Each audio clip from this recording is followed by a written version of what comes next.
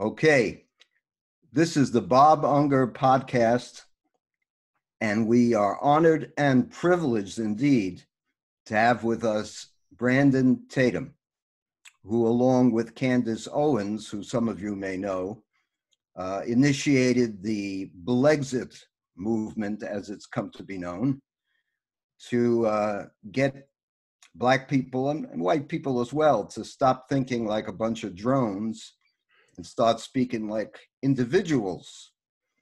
And Brandon is a courageous man. I've checked out his history. He was a football player at Arizona University or University of Arizona. And from there, he went on to be eventually a police officer after riding with police officers and admiring the work that they do. And on that note, my son's roommate just came back from City Hall in New York.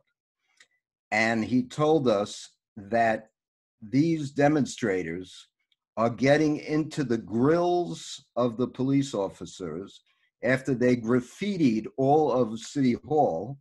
It looks like a mess. And they're telling the police officers, we're going to fry you like bacon, right to their face, which to me is a death threat. You're not allowed to threaten someone's life.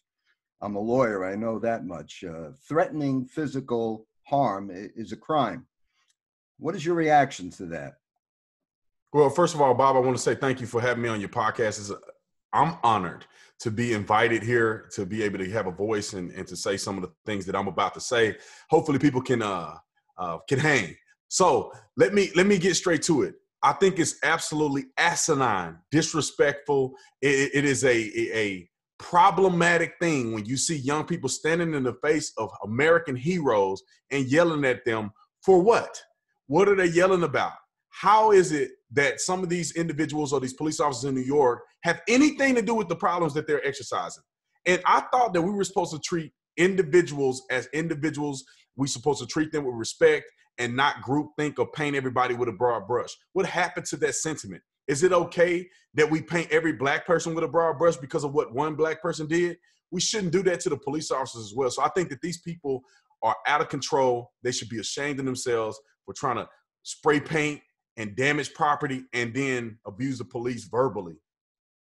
I look at it, and I want you to address this point. I look at it that they are being deliberately enabled, to coin a phrase or a word, by these white liberals and white communists who are actually reinforcing all of this absolutely unnecessary, vile hatred of people they've never even really met as a human being, and being encouraged to have this sense of grievance.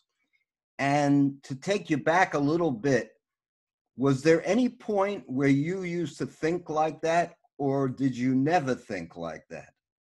Well, I wasn't as ridiculous. I would never protest and berate police officers, but I can say that in the past, before I got saved, before I realized, that I wasn't a victim in America, I had a sentiment of feeling like, what police officers are against Black folks. They pull you over just because you're Black. They got some animus that is conjured up in white police officers against Black people, misrepresenting them and painting them with a broad brush. So I used to feel like that when I was a teenager, but when I became a man and I got saved and things like that, all of that foolery kind of went out of my mind, and it was replaced with things that are logical and are rooted and grounded. And that's why I'm successful today. One of the things that Jesse Peterson brought up when I interviewed him was how he grew up.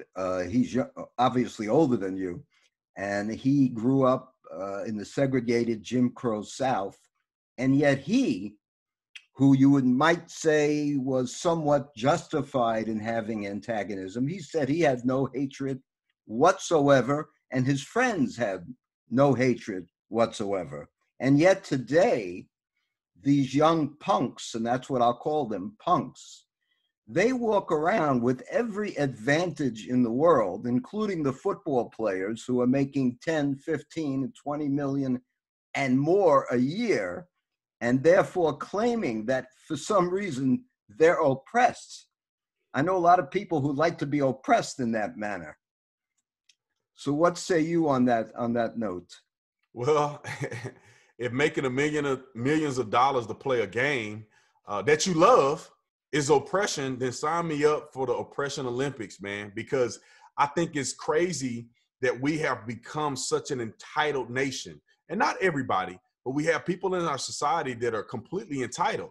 I mean, the fact that you can voice your opinion against police, the fact that you can even say you're oppressed in front of the world, whether it be on social media or not, that is privilege. You cannot do that in certain countries. They will put you to death for disparaging the government. And so for us to even be in a position to voice our opinions and have the First Amendment, that's a privilege in and of itself. And I think people should recognize that we're in one of the greatest countries on planet Earth, and nobody's keeping you here. If you don't want to be an American, you don't want to be here, if we're oppressing you and it's so bad, then go to another country and let me know how that experience goes. And if you can find one better than America, I'll leave as well. But until then, be grateful that you live in a great country, stay within the rules of law, and I think we'll all have a better relationship together. It's interesting how I was just reading a report of all the Black African slaves currently in many of the Muslim countries. Slavery is flourishing there. And in addition, of course, there's also white slavery for women and sexual slavery and sex slaves. But you don't hear Black Lives Matter talking about their African brothers in North Africa being enslaved by the Muslims who they're making common cause with in Black Lives Matter, which to me is really ironic. What do you think? Don't care. They don't care nothing about Black lives. It's not about Black lives. If people thought it was about Black lives, you're being deceived. If they really cared about Black lives, they were focused on some of the Black lives that are lost here in the States. All you got to do is go to Chicago for one weekend. I've never seen them protest. They not tearing down anything, burning down stuff until we get justice for those kids that have been murdered in the streets in Chicago. They're not doing that in New York. They're not doing that in Baltimore. They're not doing that in St. Louis. They're not doing any of the activism that they can easily do in the United States of America, let alone even mention that slavery is still going on in North Africa related to a religion that I think a lot of Black people adopt ignorantly in prison, and some of which they adopt here when they're free, Nation of Islam and all of these things that they jump on board with, not understanding that religion is oppressing more Black people than at any point probably in history as it relates to Western America. So I really do wish that people would start waking up, start doing research, stop following the Joneses, and do things that could make a difference in their community in reality and not just figuratively. Well, it's interesting you say that, because very, very few white people, I'm a little bit of an exception because whatever's on my lung is going to be on my tongue. And I don't care who I'm talking to. I don't change what I say based on whether my my audience is black, blue, purple, pink polka dot, what have you, homosexual. I don't care. I'm going to tell them the truth. And frankly, if they don't like it, they can lump it. Because in my day, I've had knives pulled on me. I've been cut by knives. I've had a gun put to the back of my head. I grew up not exactly in the privileged suburbs. So I understand where that all is coming from. But there has to be, as you know from your own life, a point in time when you say to yourself, okay, if it's to be, it's up to me. I got to stop worrying about what happened in the past and how many times I was victimized and who did what to me. There's always somebody who's going to hurt your feelings. You know, when I was a kid, I'm a lot older than you. When I was a kid, we were taught sticks and stones will break my bones, but names will never hurt me. Now everybody is sensitive. They have to be so sensitive. And they've turned the men into women and the women into men. And it's kind of like that song that was, I used to be a professional nightclub singer before I was a lawyer. I used to sing that song from the 80s. Feelings, nothing more than feelings. That's what people have today. Nothing more than feelings. And as I've heard you say in other interviews, I watched your Dave Rubin interview, we have to remove the emotion and bring logic into our lives. Even when you date a woman or possibly marry her, you cannot let your feelings cloud you. You got to look at the woman as she is. What are her virtues? What are her liabilities? And look at it in a logical way, because as any man knows, passion can cloud you. Passion is bad in business. It's bad in relations with your friends. It's okay to be passionate after you've used your brain, not before you used your brain.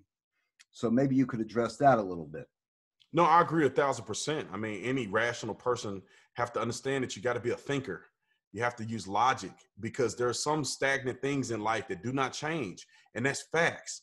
And so when you have facts on your side, when you're using logic and you're being reasonable, then you can have more success and you can be able to diagnose these situations more appropriately. If you're just going strictly off emotions, you're going to be in big trouble, because emotions will change on you, just like they did on me.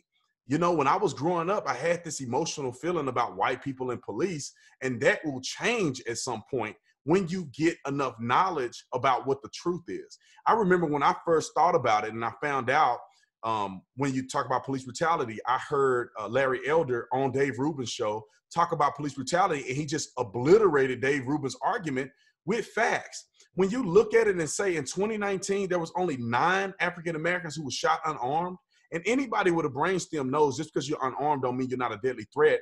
But there was only 9 out of 44 million black people in this country, and we are burning down buildings and acting a nut because of 9 individuals, most of which probably was justifiably shot. I don't understand how you put that fact in line and then you allow your emotions to say, oh, they're just gunning us down every time we leave our house, or we go to the grocery store, we're hunted down by police. I mean, it's just not true. And if you're a rational person, when you get access to those facts, you will begin to diagnose them and say, you know what, maybe I should change my tune. Maybe police brutality and police murder of black people aren't the real big issue. We can touch on it, but that's not the biggest issue facing black people in America. Sure. Well, I mean, I don't think you have to have too much common sense to realize that the average white man does not wake up in the morning and say to himself as he looks in the mirror to brush his teeth, let's see now, what can I do today to hold the black man down? What new plot can I unfold? I think they're worried about getting to work, getting paid, keeping their job, maybe getting a raise, spending some time with their kids. And that's another point I wanted to make about family and how God created the family. And we know, I remember this guy, Joe McIlvaine, who at one time was GM, I believe, of the Philadelphia Phillies. He called me a racist because he was talking about the fact, they call me a racist every day, but that's okay, because I really don't care what they call me. I was pointing out that because he was complaining that not enough black kids are playing pro baseball. And I said to him, the reason why they're not playing pro baseball is because with basketball, you can take one ball and have 5 kids on each side, go into any park or in any schoolyard, and you can play basketball all day. I used to hang out with those kids from the time I was 6. I had kids I knew that could dunk backwards, and they were only 5'7". That's how these kids had talent. But baseball's a little different because where I grew up, you have to drive to go to a baseball field. The old story of the dad having a catch with his son in the backyard. You got to have cleats. Ultimately, you got to have a glove. You want to have the right size bat, the right weight bat. That requires a father. And what I noticed, because my older son was a pro baseball player, and he was playing for the Yankees for a while. But anytime we would play a black team, the mothers were the coaches. Now, I have nothing against women, and I'm happy if women want to help their kids. That's good. But the mothers were the coaches. Where were the dads? And nobody wants to deal with that problem. And Black Lives Matter, in their so-called their the Marxist manifesto of Black Lives Matter, says we must get rid of the patriarchal nuclear family, which is right out of Karl Marx. That's what Karl Marx said, because they know that the family was created by God to be the foundational principle of raising human beings to be good human beings. And they want to destroy that, which will make the Black situation that everybody's complaining about much, much worse. And yet you have people that support institutions that want to destroy them and don't want to listen to people like you and hopefully people like me that want to help them. Yeah, Marcellus Wiley, Yeah. I think he's on the news. I He's saw great. a clip of him today. I just made a video about it. Yeah. But Marcellus Wiley said it perfectly, man. And I think that I hope that people will listen to him and not demonize him as a sellout. Yeah. Because Black Lives Matter did say in their mission statement, and Black Lives Matter is founded by 3 lesbian women. I mean, nothing against people who want to sleep with, I don't care. You can sleep with whoever you want to. But these particular women are exclusively anti-male, anti-family structure. There's no way that the Black community will survive without strong males in the household. And that should be the primary focus of a lot of the rhetoric that's going on, is that what's the solution? Defunding the police isn't the solution to help Black people in the inner city. What it is that fathers need to be in their sons and their daughters' lives. Because what people may not, I guess, consciously realize, that the lack of a father is detrimental to both the boy and the girl that's in the family. Because as a man, as a young man, you need to see an example of how to be a man. You need to see an example of how men are to treat women. And as far as the daughters are concerned, you need to be in a household where you can know what type of man to expect to marry one day, and how a man is supposed to treat you, how they're supposed to be at least reasonable providers. Now, if you make more money, they don't have to be a provider financially, but they can be a provider in other areas if you end up in a relationship where you make more money. So I'm not telling women not to be achievers. But what I'm saying is that you need to understand the lineage of how God has structured the family. Because when you look at it in the spiritual realm, and I believe this wholeheartedly, that the message of God will come to the man first. And then that man is responsible for delivering that message to his family. And his wife is the confirmation of that message. But when you live in a lifestyle where you have no dad in the house, how is God going to speak to a family if the leader is not there? And I'm going to give a quick scriptural analysis and then I'll move on. But the head of Christ is God. The head of the church is Christ. And the head of the family is the man. There is a lineage that goes down. There is a messaging structure that goes down through the family. And when you start to divert from that, meaning if you get rid of Christ at any point, you're screwed. And if you get rid of the father at any point, you're screwed. And I know that women they have the ability to fight and do the best that they can. But according to God's law, you need a man there in the household. Right. I agree with you 100%. I'm an Old Testament Jew and you're a Christian. But our morality comes from exactly the same place, because as you know, in the New Testament, Jesus said, I did not come to replace the law. So Yes. the morality of the Jews, and God called for the Jews to be a light unto the nations. However, liberal Jews are a blight unto the nations, unfortunately.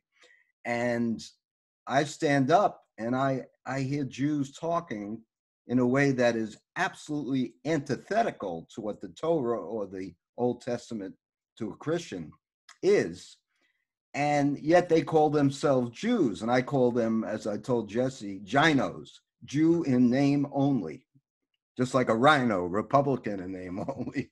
And just because the Christians, we need a name for the Christians as well, because Christians are in the same boat. People Rhinos. are claiming to believe in Christ, but they're voting Democrats and voting for counterproductive things and not really expressing the words of God. They're wasting their time. Well, that's because a lot of the rabbis and the ministers and the priests are sellouts. That's the problem. They worship not Jesus, they worship Jesse. And I don't mean Jesse Peterson. I prefer Jesse Peterson to be worshipped at least. So, Right. it's an interesting thing. You and I, and many of the people, I know you're in the film Uncle Tom, and we'll get into that a little bit. I've said this before to many Black audiences that I speak in front of, white audiences, it doesn't matter. You and I share basic values. I would much rather have a Black man next door living on my block than to have a liberal Jew, even though I'm Jewish, because I know that Black man will reinforce values that I want my kids to see. A liberal is going to be reinforcing every perversion on the earth that God warned against. And so these people that make an issue out of color, it has nothing to do with color. It has to do with values. Is there racism? Yeah, there's very little. I don't know if you remember, you may be too young, Roy Innes. I remember Roy Ennis. Okay, well, Roy Innes and I were friends, and he passed away, but his son Niger, I know, still I know Niger. I met him. very bright young guy. He and I used to get together all the time. In fact, we went to the inauguration of Ronald Reagan together. Yeah. And one time I was having dinner with Roy Innes, and we were talking about these hoaxes that are going on, like Trayvon Martin, although that was before Trayvon Martin, but that type of thing. I want to get into that a little bit. I don't know if you've seen the film, The Trayvon Martin Hoax. I haven't seen it. Somebody brought it up on my live stream last night. I heard that it's a legit, compelling investigation that was done, and it unveiled some or unraveled some interesting stuff. The girl that caused him to be indicted isn't even the girl that he was talking to on the phone. Really? She got away with being a complete impersonator and testifying at trial. And it blows my mind as a lawyer that the attorneys didn't verify the story before putting it on trial.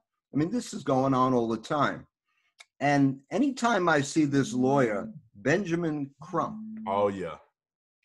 this guy gets himself insinuated into all these cases. How does that happen, in your opinion? Right. Well, because I mean, it's very clear. There's money to be made. That's like a good realtor or a good jeweler. Somebody, all the celebrities buy their jewelry from one person. It's the same thing with these race hustlers. Man, these guys are prolific.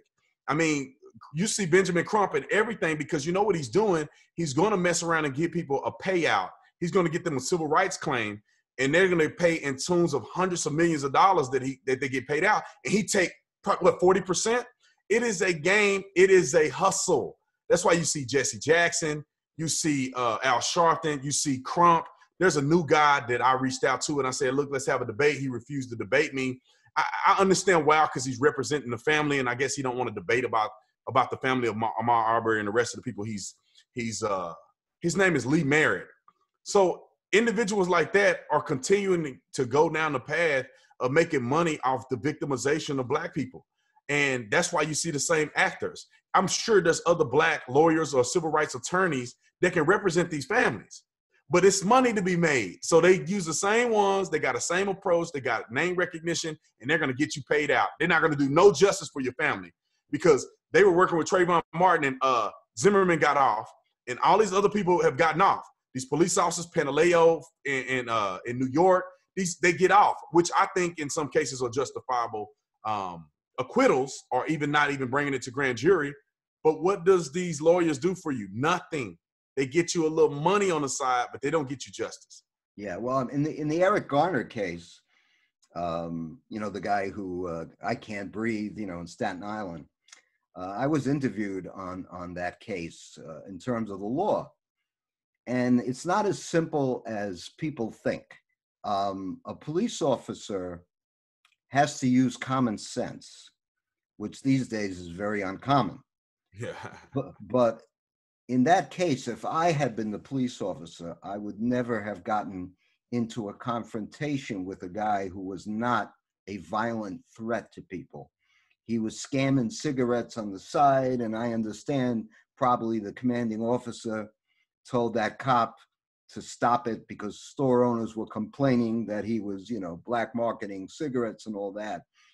But it's just not worth it to have to use that kind of force on a man that big over a cigarette. And so in that case, a smart cop would have made friends with Eric Gardner and would have said, come on, Eric, what are you doing to me? Why are you breaking my chops? Can't you go to another corner? I'm getting a lot of flack because of you. Let's be friends. Let's try to talk to each other, that kind of thing. Because sometimes, as you said, I know you had a lot of skills in your community when you were a cop, learning how to speak to people, but that's something that you can't necessarily teach in the police academy. It's something you ought to be doing seminars on because you would be great on that. So if you can comment on that, I'm interested in hearing your response.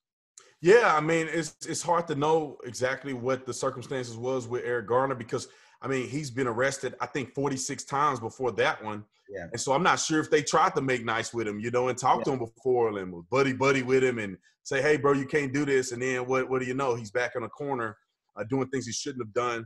That's a good point. I mean, for me, it's easier to say it now after watching it, and because he died and everything, it's easier to critique the officer. I think if Eric Garner would have never died, nobody would ever even be speaking about the use of force that was done against him. I still, to this day, I don't believe that was a chokehold. It wasn't a chokehold. I don't know why the autopsy results came back that way. I mean, I pretty much know why they would do something like that, but it's not a chokehold. When I was in the academy, you have to lock your arms around somebody's neck and end up locking it to where you actually, impede something. You either impede the blood flow to the brain or you are going to impede the oxygen flow so they can't get enough oxygen to the brain. Those are the two things that will happen, but neither one of those happened in Eric Garner's case because Pantaleo had his arm around his neck, one arm, for 13 seconds. I mean, he didn't have enough pressure to conduct the carotid choke, and he didn't have enough time where he cut off his oxygen in order for his brain to die and, and kill him. So neither one of those things happened only because it was a politically charged case that they had to throw out, oh, the chokehold was the problem. I mean, Eric Garner literally was an overweight guy. The use of force against him caused his body to go into cardiac arrest, for him to have an asthma attack, all of those things that are a ticking time bomb. And I agree with you that there should be more seminars of pro-police people going out to these academies and speaking. When I was a cop, I used to teach at the academy, and I taught new officers. I was a field training officer, so I had an opportunity to interject these positive behaviors into officers. But I think that is necessary moving forward, but it needs to be somebody that's pro-police. Because when you get somebody that's anti-police and they don't know the police culture and they come and try to tell police officers what to do, they ain't never done it before, it's not going to be well received. But somebody like myself to say, look, man, I love you. I know what you do. I know what you go through. Believe me, I understand. But here's a better way to proceed forward. This is how you stay out of trouble. This is how you make yourself a better police officer, and you can get commendations and be, get a great reputation and move up the ladder if that's what you choose to do. So I agree with you that it's necessary, and you give me a good idea. Maybe I'll try to get into that. No, you would actually be in high demand. Although, the liberals that run things, they might, try to blacklist you. It's one of the problems. Jesse and I, Peterson, we spoke about this. See, black people may be on the wrong page a lot of times, but they've got the cojones to step forward. We find, me and my associates, my friends, we find that white people have become cowards. And, my dad taught me that a coward dies 1,000 times. He can only die once. Right. And they're scared to death of losing their job. I have relatives telling me this all the time, that they're afraid that I'm going to cause them to be fired just by being related to me by blood. just because I speak my mind. And it's a real problem that white people are focused on material things. And as a Christian, you know that Jesus said that what profit a man if he gain the world but lose his soul in the process. So my attitude is I'd rather have people hate me, but God love me. That's where I come from. And I'm sure you do too. But people are mostly worried about material things. And the Black Lives Matter people, along with their cohorts in the media and the liberals and the communists, they've got them on the run. And I see police officers, I'm sure you saw, kissing the feet of Black people, begging for forgiveness. I don't know for what. I don't know what they ever did. You know, I mean, my people, we were in Europe in concentration camps, and we had nothing to do with slavery. You know, the Jews walking around with beards and payas were not slave owners. In fact, I always tell the Black racial hustlers, when they start complaining about discrimination, I said, I'm going to demand that the Los Angeles Lakers have at least 3 Hasidic rabbis on the team.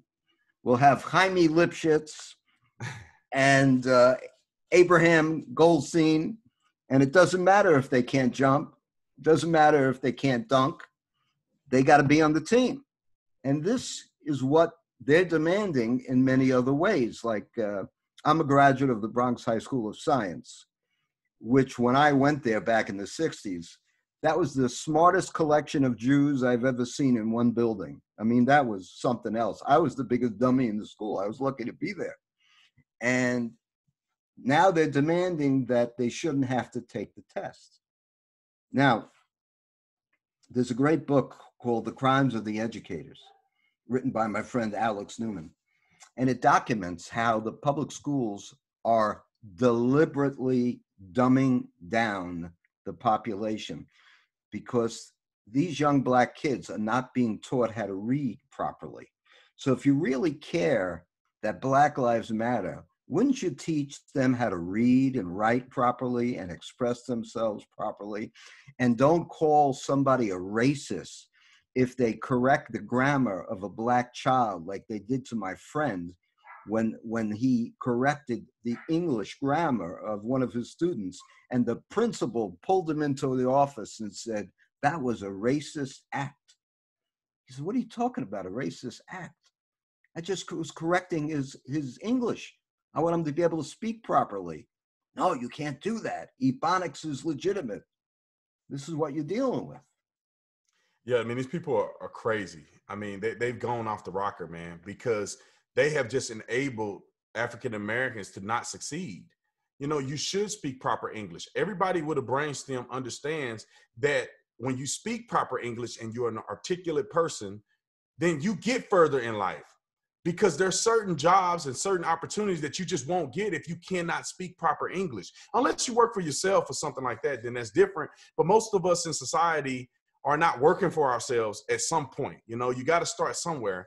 And correcting a young man's dialect or correcting a young man or putting him in a position to speak proper English is benefiting his life.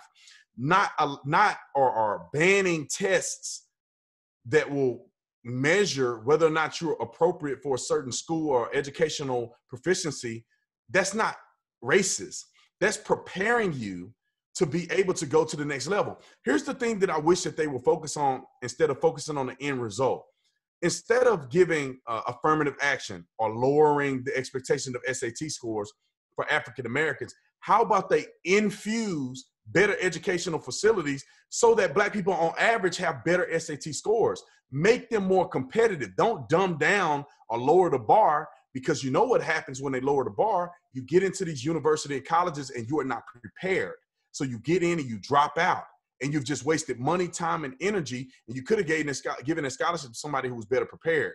So stop trying to change the goalposts and teach a person how to kick the ball straight. I mean, it's very simple to me, but we as a society have literally dumbed down the powerful minds of Black people in America. The people who are coming out like myself and saying, look, you can be all that you want to be. You just have to apply yourself, Get rid of this racist stuff. Look in the mirror and judge the person that's in the mirror. That's how you're going to be successful. And I say this, and I'm an Uncle Tom sellout that never have me on certain news outlets. That has literally hurt the Black community. And that's why the movie Uncle Tom is a really good combatant of this ideology that's being pushed. How can people see that film, by the way? UncleTom.com. Just go on to UncleTom.com. If the $20 that you have to spend is a little too much for you, you can put Brandon into the discount section. You'll get, I believe, 20% off or something like that. So it's just UncleTom.com for now. Hopefully that in the future we can have it on Netflix or something like that where people should be able to see it worldwide. By the way, I figured out how I could beat LeBron James one-on-one.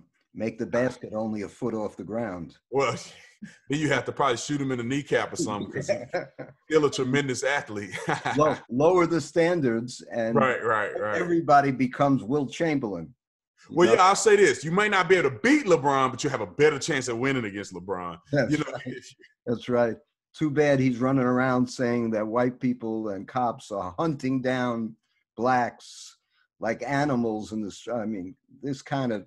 I mean, that man probably has a white man who's his butler. He probably have Hispanic people who are cutting the yard and doing stuff in for him. And when he calls the police, he got white police officers that are showing up doing an investigation in his Hollywood house. So, I mean, I just don't know. Most of his fans are probably white. They're buying his jerseys. They crying in front of him, begging him to sign an autograph. I mean, he has more privilege than probably anybody in the United States of America. He goes into, just say a facility or restaurant. I guarantee you they'll make white people get up and move just so LeBron James can sit down. I guarantee you they would do that. People would literally kiss his feet. If he would put his socks off and put his feet out there, they will kiss his feet. That's how much white people love LeBron. We ain't even talking about black people. We can talk about how much white people love LeBron. So it's shameful that people of that stature, people with that amount of authority and that amount of success will waste their time lying when LeBron James have not been oppressed since he was like 16. I remember when growing up, LeBron James was the man at 16. He went to the NBA at 18. And you think people were in the community was like, oh man, let's not give LeBron James any special treatment, a 6'7", 16-year-old. No, they knew he was going to the NFL. They knew that he would give back to the community. And what were they doing? Kissing his rear end. He signed a $90 million contract with Nike at 18.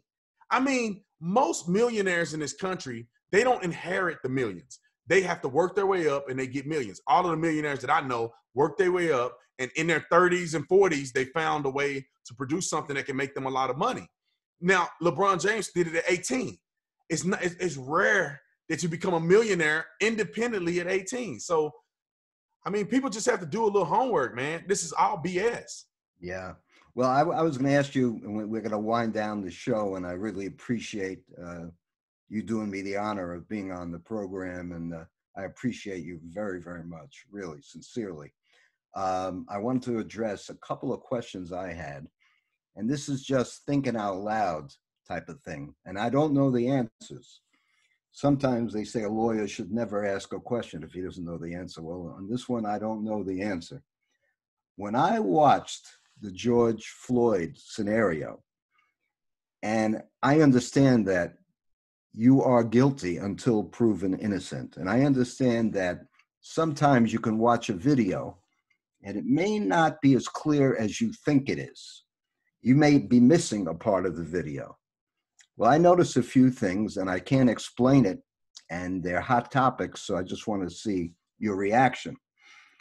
As somebody who studied karate for a long time and knows biomechanics, when you press down with a lot of power on your knee, you've got to move forward.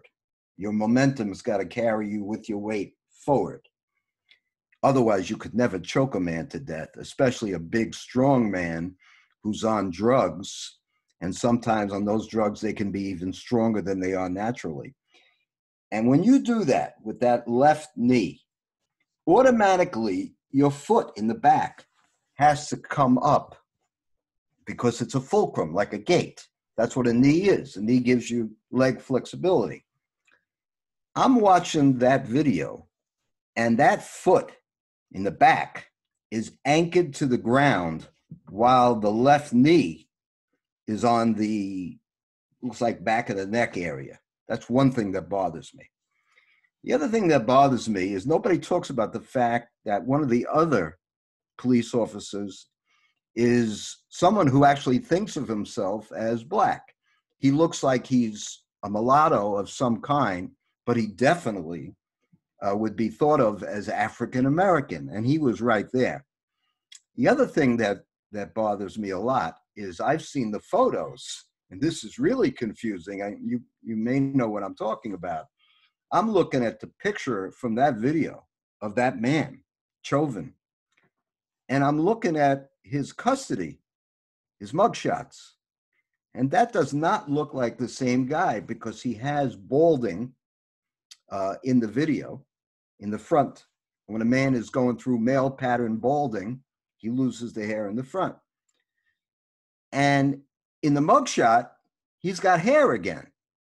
And his ears are much, much smaller in the mugshot. When you compare them, they look like somebody else's ears.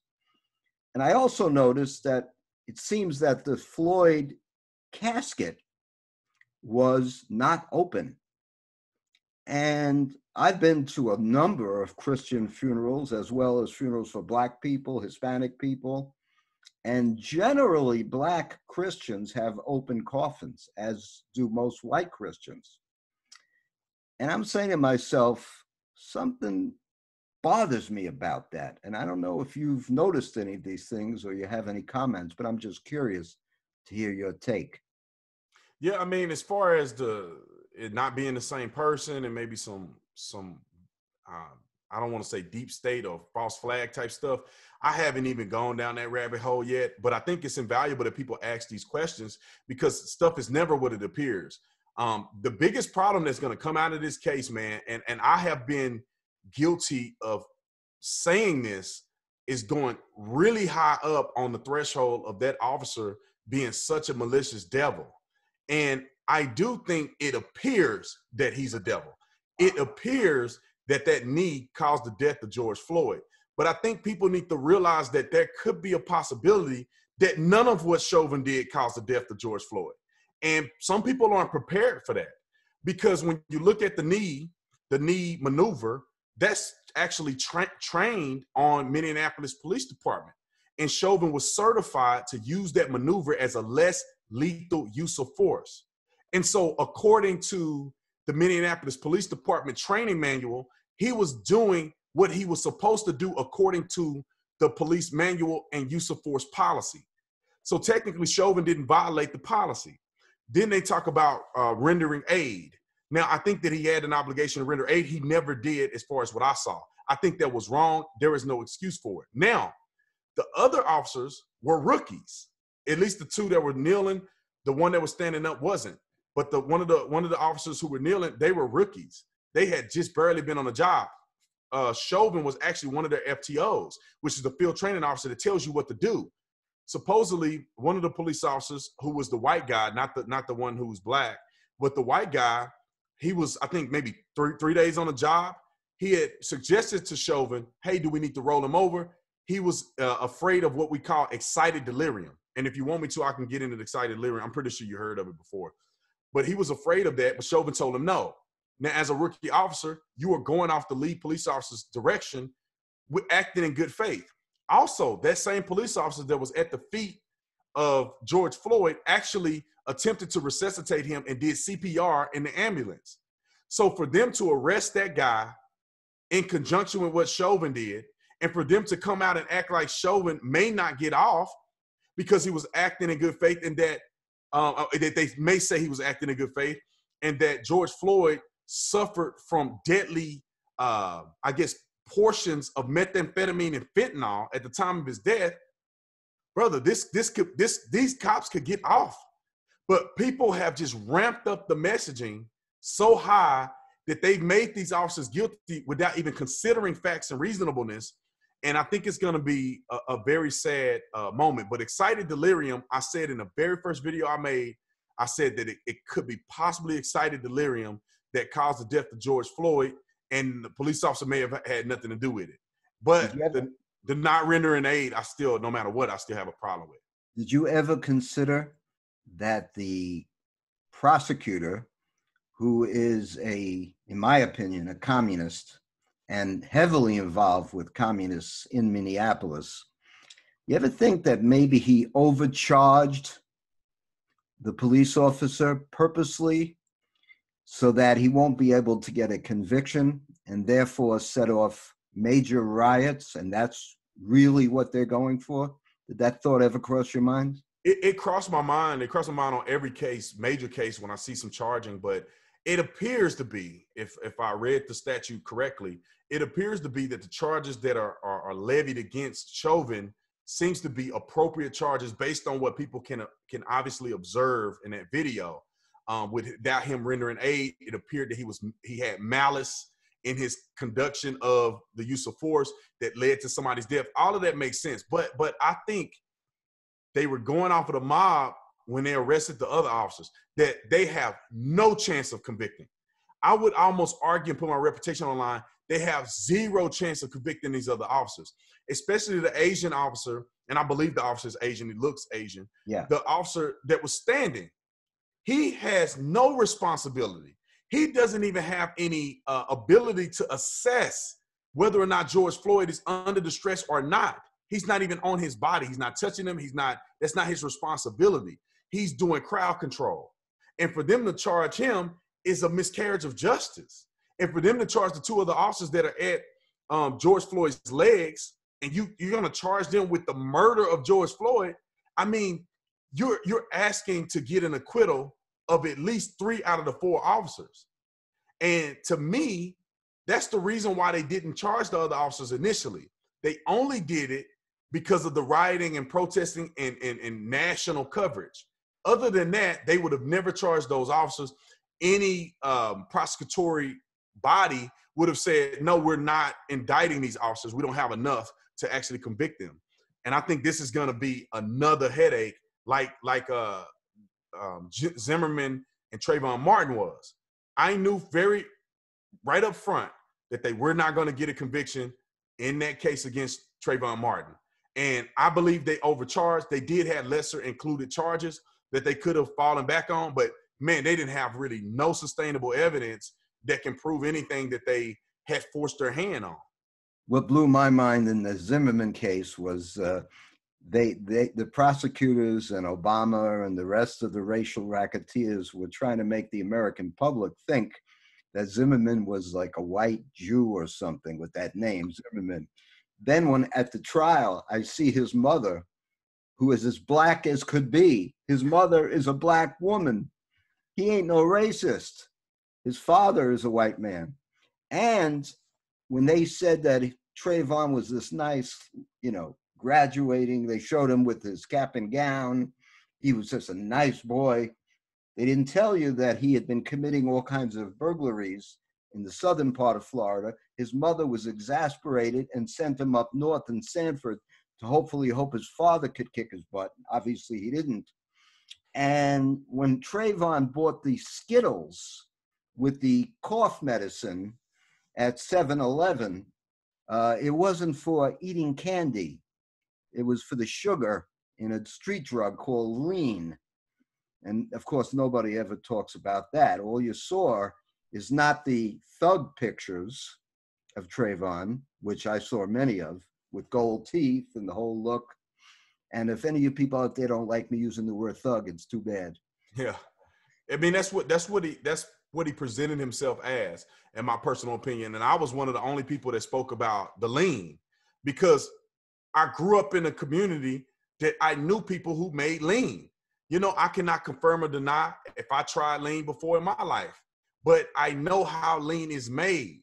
And they don't typically use Skittles, but they use other, you can use Skittles pretty much. So Sure, yeah. Sometimes they use Jolly Ranchers and other things like that. They put it in there, let it sit overnight. It gets a very potent taste, a fruity taste that kind of masks the cough syrup, and you put it in there and they call it lean. My cousin used to do it, and he call it, they call it syrup. there was a rap song by Juicy J and 3 6 Mafia called Sipping on Scissor. That's sipping on cough syrup. And so some people sip directly on cough syrup and some people make it flavored. And iced tea and Skittles, you put it in and put it together and it actually tastes good. So that's why people do it to mask the codeine or the cough syrup. But everybody knows that if you live in the hood, I don't understand why people are so fraudulent to understand that that kid wasn't up at 10:30 at night going across a community he didn't live in just to buy Skittles and a iced tea. It didn't happen. And those people want to compare him to Emmett Till. Those are not the same, man. Yeah. Emmett Till was actually murdered, and his uncle or great uncle or something, one of his family members, allowed the white mob to take him out of his possession. It wasn't like they burned the house down and took Emmett Till. They didn't expect them to kill Emmett Till at the time, but they did, man. They murdered the kid, they buried him, and they got off for it. And, you know, that's way different than Trayvon Martin. Well, I got to wind down now. I could talk to you frankly for the next 5 days with no problem. And as you can see, I have no problems expressing myself, and neither do you. But tell our audience what you're doing now and how they can help you and what your plans are in terms of your aspirations for the future. Well, I got a lot of big plans, man. A lot of big plans, a lot of great things coming out. My book, I got this. We're producing a particular website. I can't give all the details now, but I've gotten a team of experts together. I am paying them to put together a tremendous website, and I'll let people know. Hopefully you can broadcast it on your show as well. Absolutely. I'm doing motivational speaking. I also do political speech. My YouTube channel is big. I'm the Officer Tatum on every single social media platform. And if people want to help, there's many ways to help. You know, if you share the videos, you like the videos, you write comments, those things actually really help the reach on my YouTube channel to get my messaging out there. If you want to support financially, you can donate directly through the PayPal links. All the stuff is on my YouTube channel. You can also donate on my website, theofficertatum.com. And you can also buy from our merch from our store. And the reason why we came up with a store is because we have a lot of products, even what I'm wearing right now, that people want. And there's a way that you can donate and actually get something in return. You know, so if you support the store with buying the merch, you can actually walk around with a t-shirt and you're not just giving money to me like you're giving money to the church or something. So there's many ways to support me. My YouTube channel is the primary way to look into all of that. All of my links are there. Does your book have a name yet? My book, I don't want to disclose the name of the book okay. yet, but I already picked the name of the book. It's going to talk about, it's going to be a presentation of some of how I grew up and policing in America. So it will be coming out pretty soon. So I'll be able to talk about it a little more after we get all the fine details and all the legal stuff done. But I would love to come back on and talk about it if I have opportunity. Absolutely. You kidding? Anytime. You got an open book, and you know, I am a lawyer, and if I can ever help you, you're not going to get a bill. So if you ever need any advice from one of the lawyers who's actually pretty honest, and I know that there's an old saying that you can always tell a lawyer is lying if his lips are moving. Only defense attorneys. Only defense. But yeah, thanks, Bob. I appreciate it a lot, man. Thanks for the opportunity to have me on, and whatever I can do to help you, I'm an open book, man. Well, God bless you, my friend. God bless you. All right, thank you. Bye-bye.